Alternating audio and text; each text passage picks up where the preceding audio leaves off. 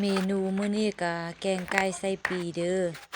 ก่อนอื่นหมดก็มาสับไก่ก่อน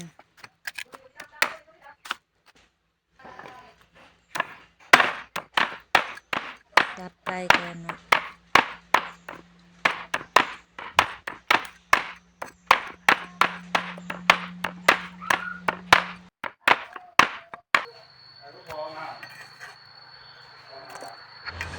สับไก่แล้วก็เอาหัวสิคือ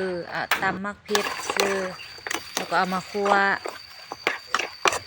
วแห้งให้ไก่มันหั่นให้ไก่มันแข็ง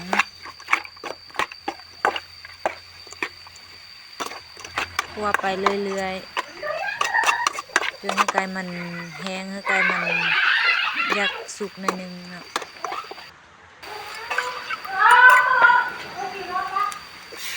จากนั้นก็เทน้ำล้างคลุกลงไป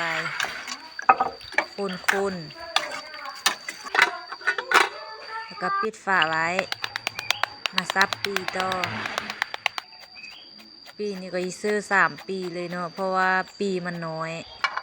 ซื้อหน่วยเดียวบ่พอ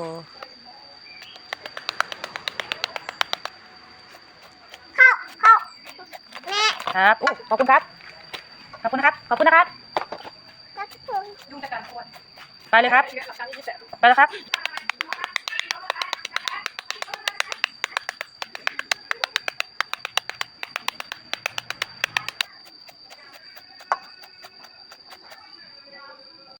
ซับปีเร็วๆก็จะเอามาล้างน้ำเอาย่างเอา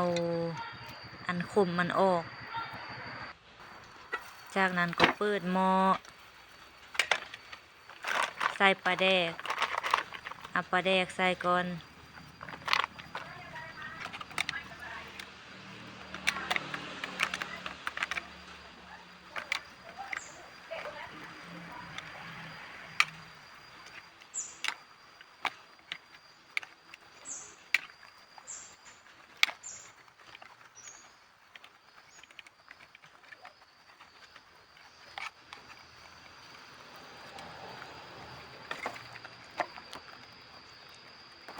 ใส่ปลาแดกแล้วก็คนจากนั้นก็เอามักปีที่เราซับเมื่อกี้นะลงไป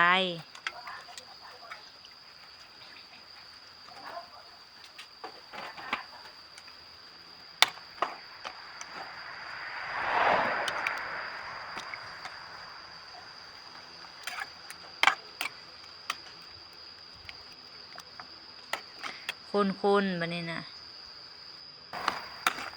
ต้มไว้บึดนึงให้ปีสุกก่อนมาซีมเบิ้ง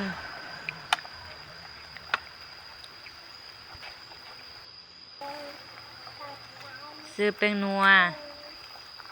ผงชูรสใส่น้ำปลาลงไปซีมเบิ้งแซ่บแล้วใส่ผักอีตูลงไปใส่ผักอีตูถือว่าแม่นเหลวแล้วเนาะเบิ้งคนน้อยมาแต่งกินซอย